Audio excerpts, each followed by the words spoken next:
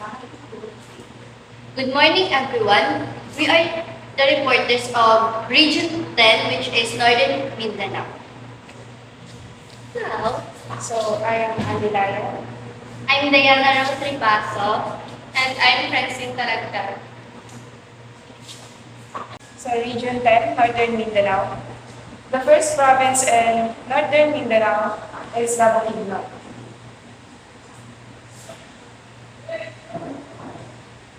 Province of Bukidnon. Bukidnon is a landlocked province. It is located in the northern part of Mindanao with Malaybalay City as its provincial capital.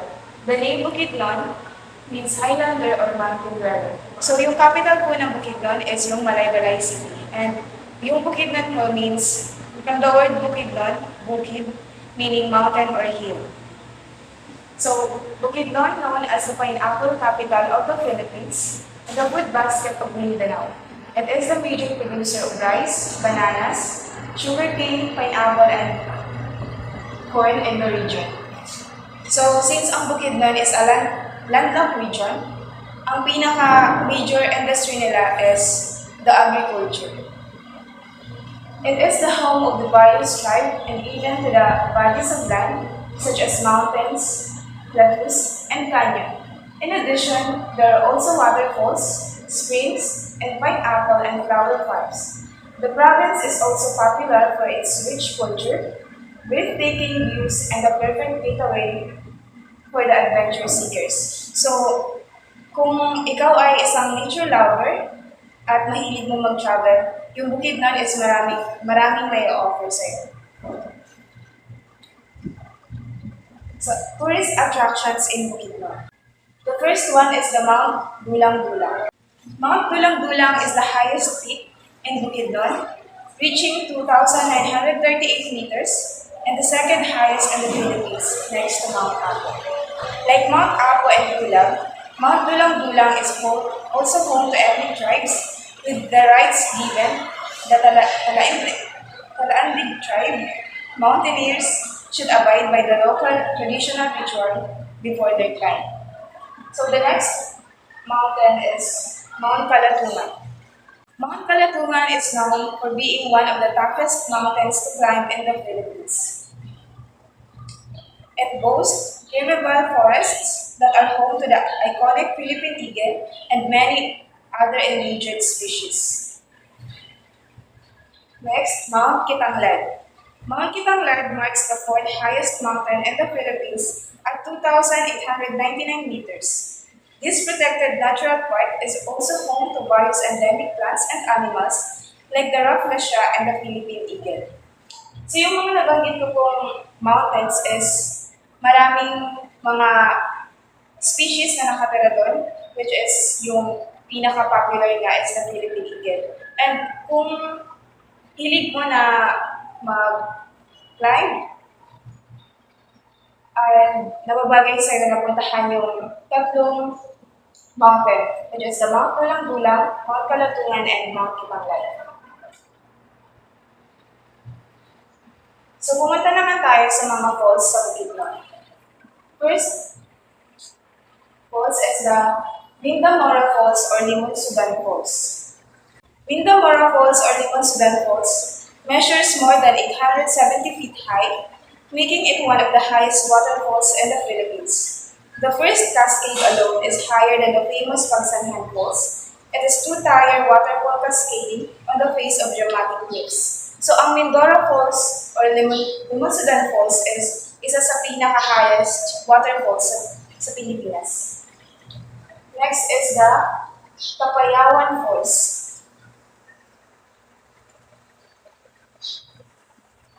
Kapayawan Falls showcases multiple layers of waterfalls. You'll get to see this when hiking to Kaanibugan Ridge. Each of the waterfalls has different features to offer. Surely, you'll love the thrill of having to conquer all this in a day. Next is Sagumata Falls. Sagumata Falls, dubbed as one of iconic Valencia, Bukidnon tourist spots. Sagumata Falls measures 30 feet high and its raging waters carve a wide and deep pool.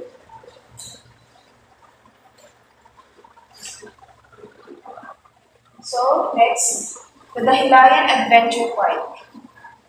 The Hilayan Adventure Park is one of the tourist spots in Bukidnon. It is a great place to visit when you want a break from the hassle and bustle of city life. It is known as the best tourist spot in Mindanao. While there, you can enjoy the range of activities the resort offers, such as zip lines, water slides, wall climbing, trekking, and much more. They also have a razorback, a mountain coaster that takes you on a ride on a monorail that winds through the mountains. So yun po yung Dahilayan Adventure Park is maraming ina-offer na activities. And surely na may enjoy nyo siya. The next one is the Monastery of Transfiguration. The Monastery of Transfiguration is known for its pyramid-like architecture. It is home to Benedictine monks. It is a perfect getaway for those who seek tranquility and spiritual connection.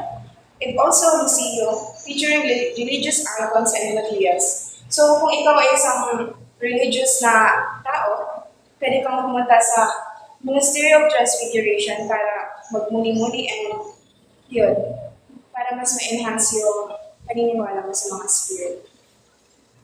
The next one is the Manimahawa Ridge. Manimahawa Ridge is one of the most frequented hiking tourist spots in Bukidnon.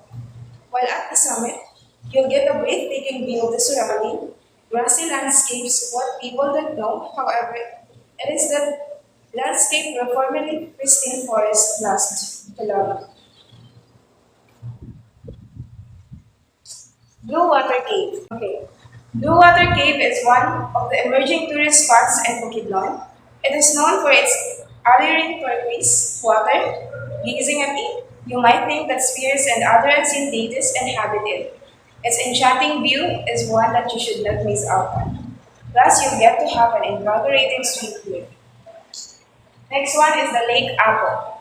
Lake Apo is your ideal site for a family picnic, team building, and other recreational activities. You'll surely love the enchanting and rustic view of the lake. So, ang isa pa pong lake is yung Lake Napalit. Lake Napalit is one of the cleanest freshwater bodies in the entire Mindanao. It is a 36-hectare tectonic lake with an estimated depth of 80 feet. It is served as a fishing ground for the Manobo tribe surrounding the area. If you have camping gear, you can have an overnight there. So, yun na po yung mga nabanggit ko as yun yung mga tourist attraction na may experience nyo once na gusto nyo mag-travel papuntang Bukidnon. And in Bukidnon, you have a lot of choices depending on where you want to stay and what kind of amenities and fun things you wanted to do. Bukidnon is indeed so blessed, just like the rest of the Philippines. You got a lot of options in terms of tourist spots and attractions to visit, whether resorts, mountains, or even food trips. Kaamulan Festival in Bukidnon. So, ang pinaka-sinaselebrate na festival ko sa Bukidnon is yung Kaamulan. Marami pa pong ibang festival, pero ilagay lang po namin yung talagang sinaselebrate na mga Bukidnon. So, Kaamulan is dubbed as the only authentic ethnic festival celebrated in the whole Philippines, wherein we celebrate the richness of Bukidnon in terms of culture, ethnicity, and language. Kaamulan promotes cultural preservation and integration for each tribe. So yung Kaamulan Festival is sineselebrate dito yung mga tribo na nandun sa Bukidnon. And hindi lang yun about sa culture nila, mas sineselebrate din nila yung masaganang pag-aani nila, mga magpapasalamat. Since yung Bukidnon is an landlocked province, maraming mapagpupunan na makabuhayan doon. And yung Kaamulan Festival is a way nila for Thanksgiving. Famous delicacies in Bukidnon. First one is the binaki and second one, the piñasitas. Yung binaki po is made from ground yellow corn combined with butter, sugar, baking powder, milk, and cheese. It is wrapped using the innermost layer of the corn husk and is boiled for less than an hour. Binaki is derived from the word baki, meaning frog, because the shelled food is wrapped in a folded husk resembling a frog's leg. Kung sa atin po yung binake is tinatawag na binato. Sa Mindanao naman po is binaki. Then ito, pinasitas. Siyempre, since yung Bukidnon is one of the sources ng Mindanao is pinaka-product nila is yung pineapple. Then may product din sila na delicious na made from pineapple. Yun yung mga po yung pinasitas. So we come now to the province of Camiguin. Camiguin is a small and peaceful island province in the Philippines located at the Bohol Sea off the northern coast of Mindanao. It may be the smallest island in Mindanao and second smallest province in the Philippines, but it has surprisingly a lot of tourist spots to offer. Camiguin is also known as the island born of fire. Camiguin is home to 7 volcanoes that continue to shape and reshape its unique landscape. Its capital is the municipality of Mambahaw. So yung capital po ng Camiguin is Mambahaw.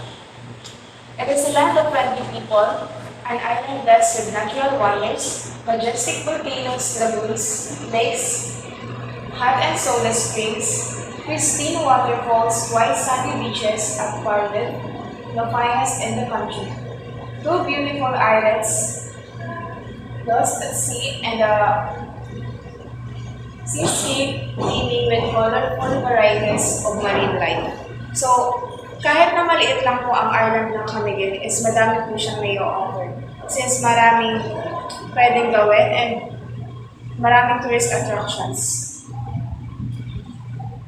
So, ito na nga po yung mga tourist attractions sa Camiguin. The first one is the White Island. White Island is every beach lover's dream. It has white sand surrounded by crystal clear waters and colorful underwater scenery. The island is technically a sandbar, and so it is easily shifted by changing tides and the movement of sea currents. White Island changes shape throughout the year. Next one is the Sunken Cemetery. Camiguin is also home to unique tourist spots like the Sunken Cemetery that has helped place this small island province in the list of rising travel destinations in the country. The Sunken Cemetery has since stood as an eerie reminder of Camiguin Island's violent past. Sunod po is yung Mantigi Island. Mantigi Island stands proudly in the middle of a protected marine sanctuary. Fishing is prohibited here, and as you can imagine, marine life is thriving. This humble 4-acre island is perfect for tourists who love snorkeling or diving. Mount Hibok-Hibok. The pristine forest surrounding Mount Hibok-Hibok, officially known as Mount Timpong. Mount Hibok-Hibok Natural Monument is declared as an Asian Heritage Park. As a result, Mount Hibok-Hibok, while well explored, remains immaculate. At the foot of this imposing volcano lies several springs and lagoons that make the perfect post-climb reward. Katibawasan Falls. Katibawasan Falls is the most visited waterfalls in Camiguin. The mere sight of it will take your breath away. These 250-meter high waterfall cascades from a cliff covered with lush wild ferns and drops into a small waste-lit basin of clear and cold water. Currently, it is highly maintained by the local government and easily accessible to the public. Despite its popularity, Katibawasan Falls keeps its natural charm thanks to its untouched flora. Next one is the Island Hot Spring. Admittedly, hiking is not for everyone. But don't worry, Camiguin has many more attractions for you to explore. If you'd rather not climb to the peak, you can at least experience the attraction. Island Hot Spring is one such attraction. Because Camiguin is a volcanic island, it has several hot springs. Island Hot Spring is the most popular with 6 pools. The topmost pool is the hottest at around 40 degrees Celsius.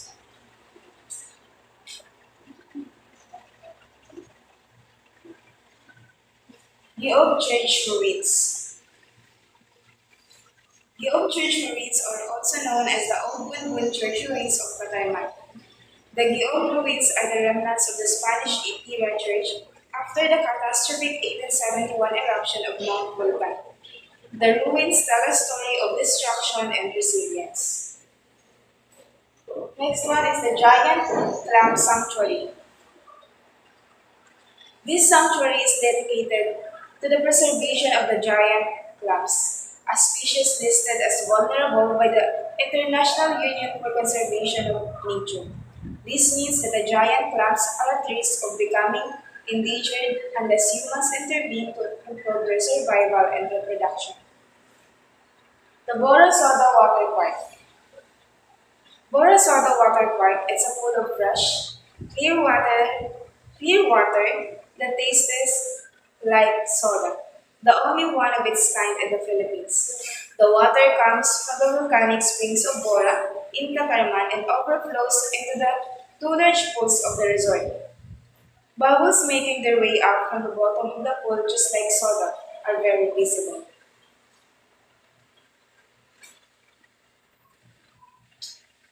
So pumunta na po tayo dun sa festival na sila celebrate ng mga taga-Camiguin, which is yung Lanzones.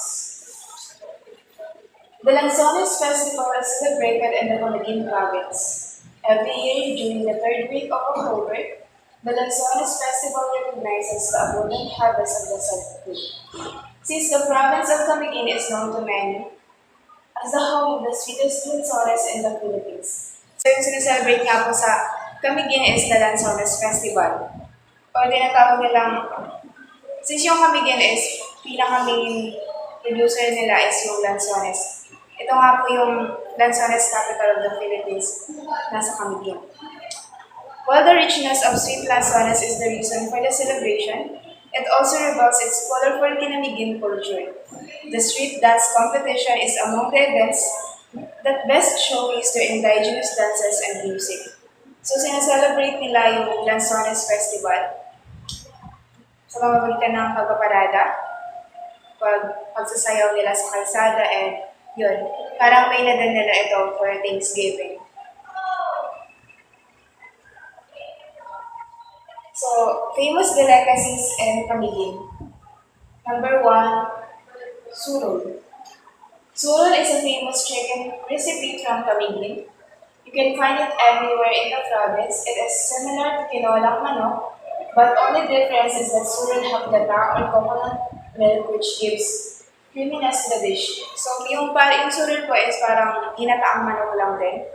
Since may ingredients siya na yung galing sa coconut.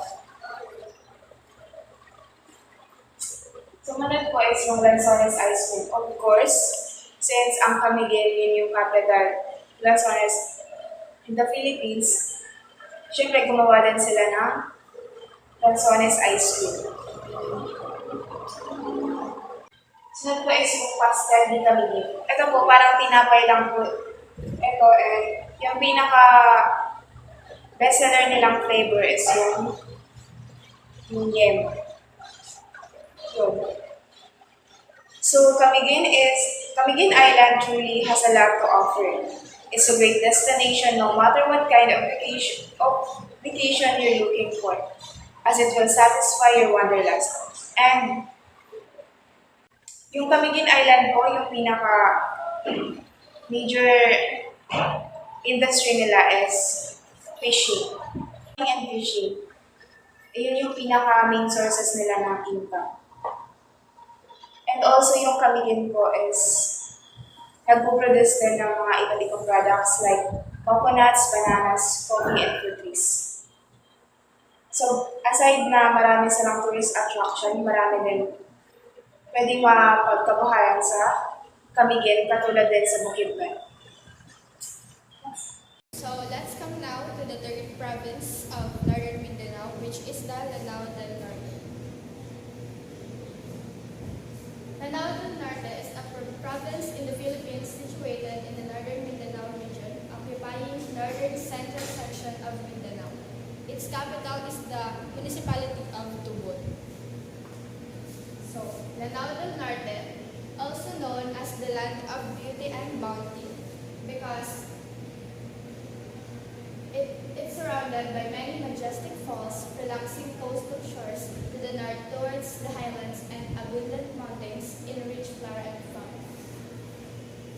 So, yung agriculture and fishing and forestry are the dominant source of income in Lanao del Norte. So, the term Lanao is derived from Marano word Ranao, meaning a body of water. So, let's come now to the tourist attractions in Lanao del Norte. The first one is Maria Cristina Falls. Maria Cristina Falls is a waterfall of the Agus River in the northern Mindanao region of the Philippines. It is sometimes called the Twin Falls as the flow is separated by a rock at the brink of the waterfall. It is located 9.3 kilometers away southeast of Iligan City at the boundaries of barangays Maria Cristina, Ditucalan, and Buruod. Known for its natural grandeur, the 321.5 feet or 98 meters high waterfall. And yung Maria Cristina Falls is also the primary source of electric power for the city's industries, being harnessed by the Agus 6 hydroelectric plant. Next is the Pagayawan Falls. So yung Pagayawan Falls is the less visited falls of Bacolod in Lanao del Norte. So, karaniwan sa mga falls is malayo and umabot siya ng hours bago makarating. Pero yung Pagayawan Falls is just less or more 10 to 15 minutes easy habal-habal ride from the town proper of Bacolod. But despite of being accessible, itong Pagayawan Falls is hindi masyadong pinupuntahan. Hindi rin matukoy kung bakit, pero kasi simple lang kasi siya, tapos mas madaming waterfalls sa Lanao del Norte na mas maganda or mas gamit-gamit. Then, next is the Dolbioman Falls. The waterfall rises to a height of 65.5 feet, not as impressive in terms of height to Maria Cristina Falls and Tinago Falls. But what it lacks in height, it makes up in its very unique features. The twin drops of Dolbioman Falls cascades through an eerie-looking limestone formation. Classified as a chute-type waterfall, it looks really impressive even with its bottom right face broken off after Typhoon Sendong swept through the area in 2011. Some dub it as the Angel-Winged Falls for its rock face kasi mukha siyang mukha siyang wings kung tinignan mo talaga.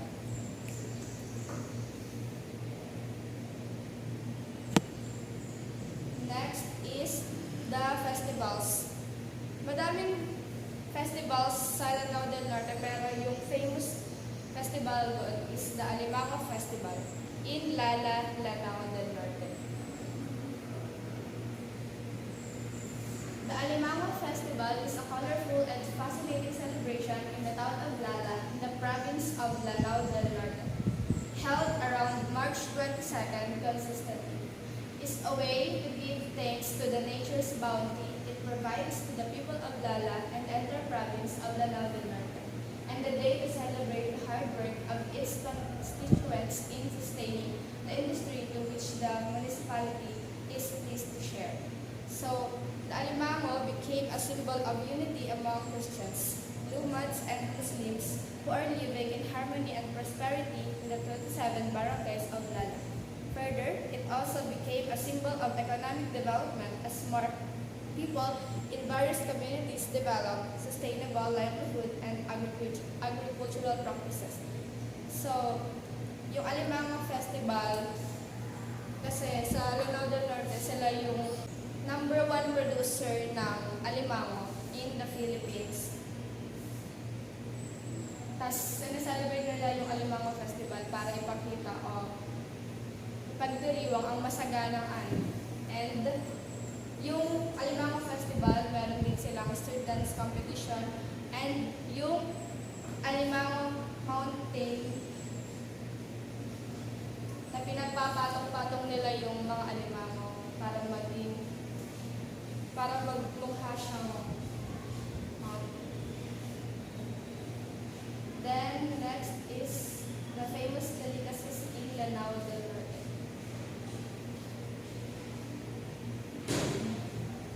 First is the dodol.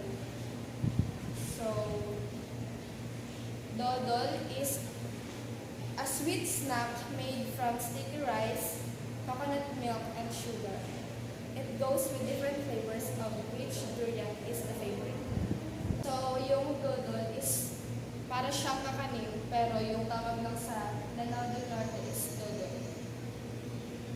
Then, next is the palapa.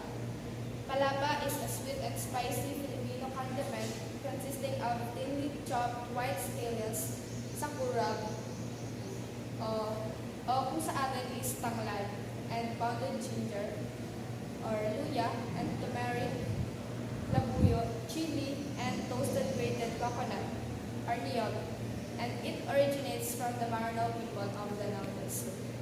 Let's move on to province of Misamis Occidental. The capital of Misamis Occidental is Aracueta City. Misamis Occidental is famous for beautiful waters and bountiful fish and seafood for export. So, the name Misamis is believed to have been derived from the Subanin word kuyames, which is a variety of coconut. The staple foods of the early settlers during the years of name persisted as an inference of the geographical location and upon the advent of the Spanish settlers.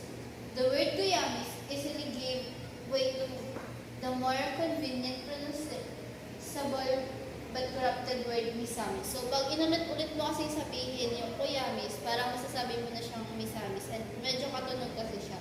So, Guyamis is a variety of coconut. Parang ano siya, yung brown coconut siya. So, the next one is the tourist attractions in Misamis Occidental. First one is the Kaluya Shrine. So, Kaluya Shrine is located at Sapang Dalaga, Misamis Occidental. There's a 45 feet huge statue of Jesus Christ, which is known as Christ of Redeemer, standing up on top of a hill. So, as you can see sa picture, dito is island siya. Then, ito yung statue ni Jesus Christ, which known as Christ of Redeemer. So, 45 feet high siya. Malaki din siya. So, parang dinadayo siya sa Misamis Occidental ng mga tourists, like mostly yung mga Catholics. So, next one is Baobabon Island. Baobabon Island is located at the island of Plaridel in Misamis Occidental. The island is home to coconut trees and wild bushes. So, as you can see sa photo, ang daming coconut trees. So, the beautiful beaches invite for swimming in the clear water and smooth wind breaks to welcome cooling during sunny days. For more info about the beach resort, just Google Baobabon Beach Resort and you will see the info that you needed if you want to visit there. So, Baobabon Island, nadami siyang beach resort dyan since medyo malaki siya. Pero yung most popular beach resort in Baobabon Island is Baobabon Beach Resort. So next one is Sapang Dalaga Falls. Sapang Dalaga Falls was used to hold baga, which means waterfalls in native language. The local government wants to call it now as Sapang Dalaga Waterfalls. They have developed and maintained the place. More tourists came to visit the place, especially they have a grotto at the top on the right side of the falls. So, pag medyo hinayin mo pa yung Sapang Dalaga Falls, may makikita kang grotto sa right side ng falls. So, Sapang Dalaga is proudly standing at the height of 60 feet with its is not so wide break and the water freely falls into its catching basin. Additionally, it is very accessible from the town proper. It holds an estimated distance of more than 1 kilometer from Sapang Dalaga town proper. So, medyo malaan siya, kumbaga malapit lang siya sa town proper ng Sapang Dalaga. So, accessible siya puntahan.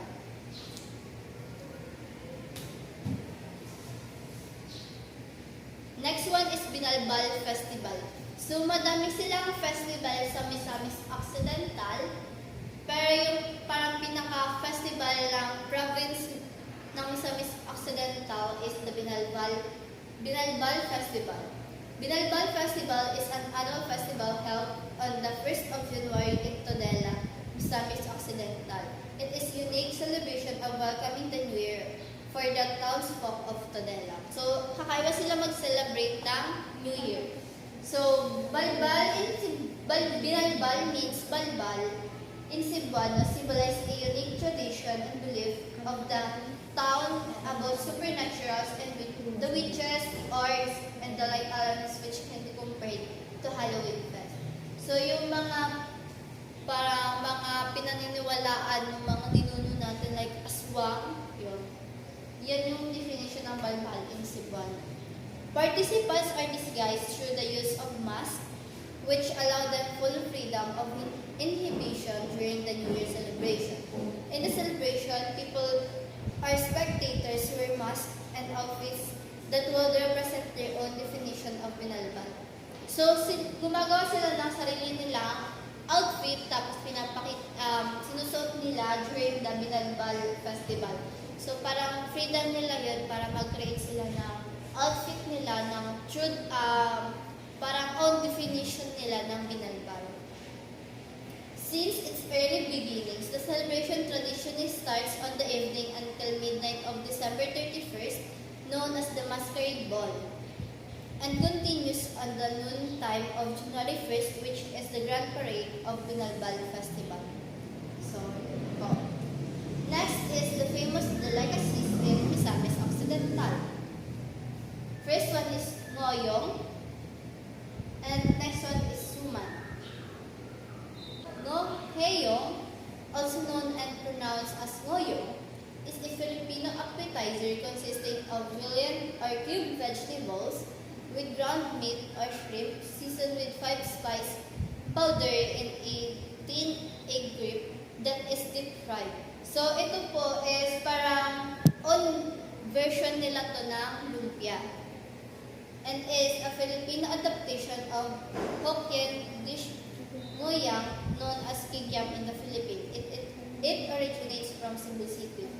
So, as you can see po, para siyang lumpia talaga. Pero yung ginagamit ng pambalot doon is a egg grip. Yung sa atin po baga is parang lumpia burger. Next one is suman. Yung suman po dito is, kung alam niyo yung arroyo, yung pinambabalot natin sa arroyo, yun po yung ginagamit nilang pambalot sa suman. Hindi po yung kagaya sa atin na pinambabalot. Suman is famous dish in Misamis Occidental. And also, may tinatawag silang House of Suman Pasalubong Center in Misamis Occidental. It is considered as one of the tourist destinations in Clarin. Suman is one of the Filipino delicacies and a favorite local snack that usually paired by coffee or a hot choco or sikweta. So, suman po ay, based on my research, yung Misamis Occidental, Clarin, Misamis Occidental is the city of Suman in the Philippines. So, additional po sa famous delicacies in Misamis Occidental is halang-halang, which literally translates to spicy spice.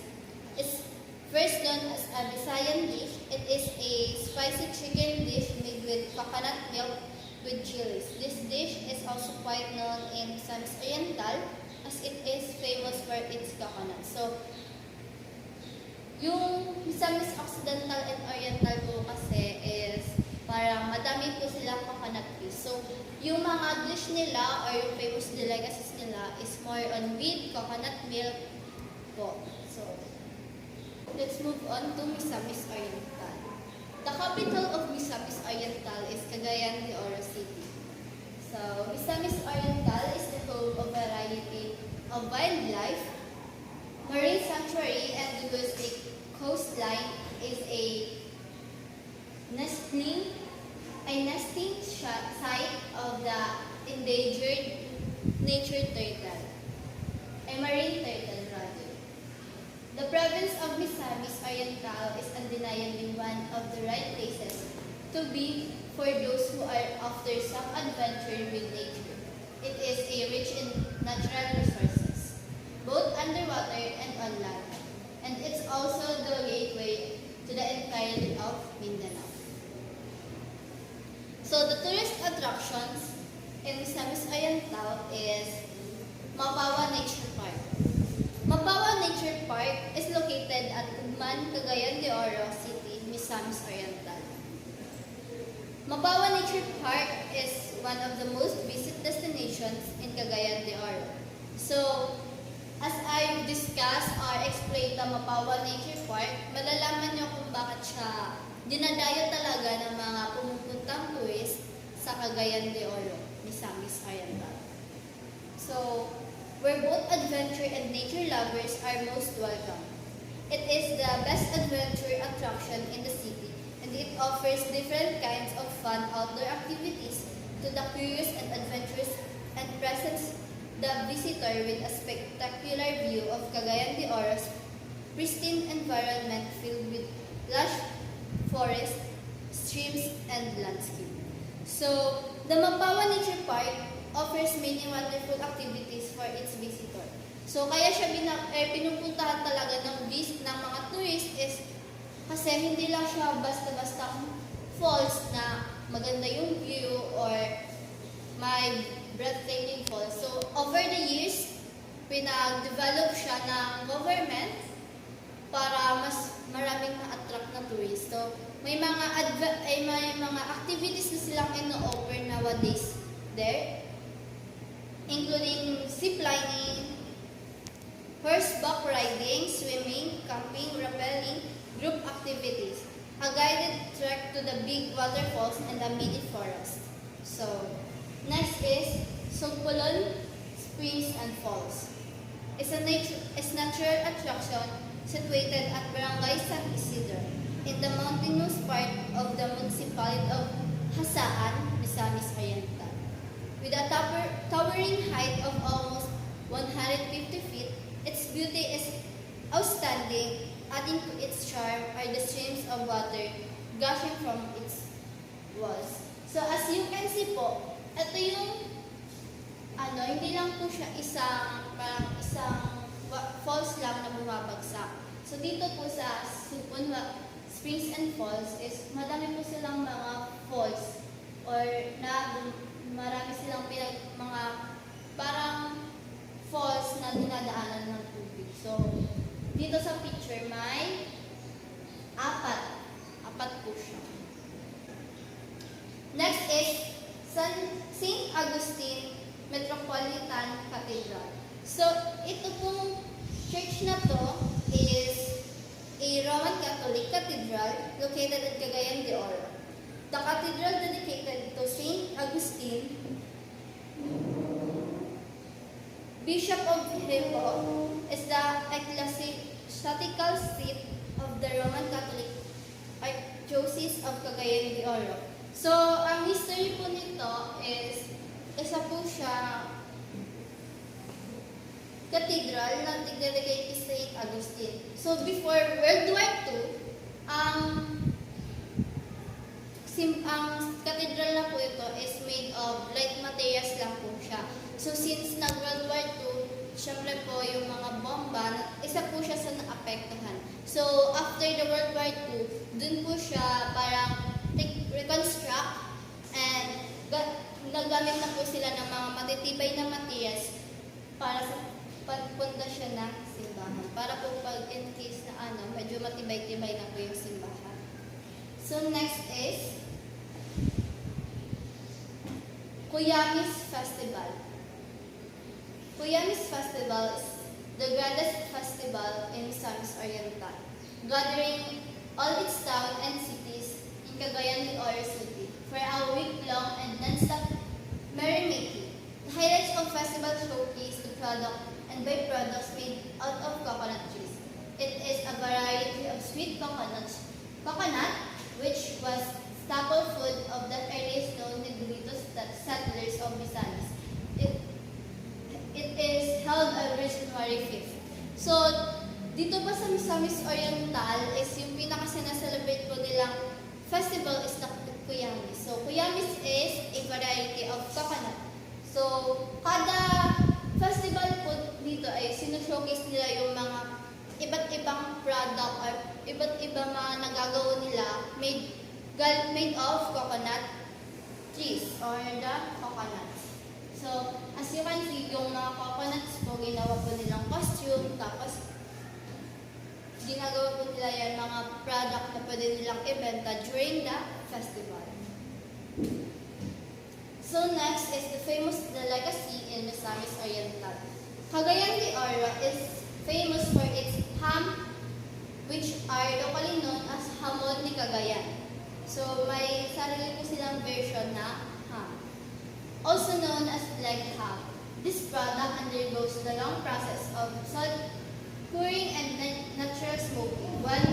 Once it's done, it comes out fully cooked and ready to serve. Hamon ni Cagayan is even packed in traditional cloth bags called katsa, which are symbolic of sudden comfort and warmth. So, dito po is, ang paggawa po nila ng ham o hamon ni Cagayan is a very traditional way, which is parang pinapausukan nila yung parang natural na paggawa nila ng ham, yung inaanan nila ng asin. Yung parang old tradition kung paano ilutuin yung ham. So, in addition, hamon di Cagayan is a country ham prepared the old-fashioned way, like what I've said. The long process of salt curing and smoking. So,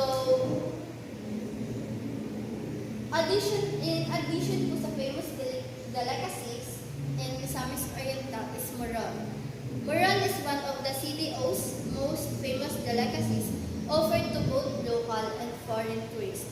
It is similar to suman, a native delicacy offered not just in entire Visayas, but also in the whole of Mindanao region.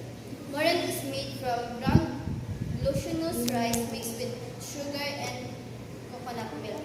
So, yung moron po is parang similar lang po siya sa suman. Pero ito po kasi is parang nilalagyan po nila ng different flavor like ube, chocolate, and may manga, cheese, like that po.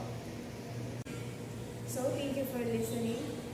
So, to sum up, the province in Northern Mindanao are Bukidnon, Camiguin, Lanao del Norte, Misamis Occidental, and Misamis Oriental.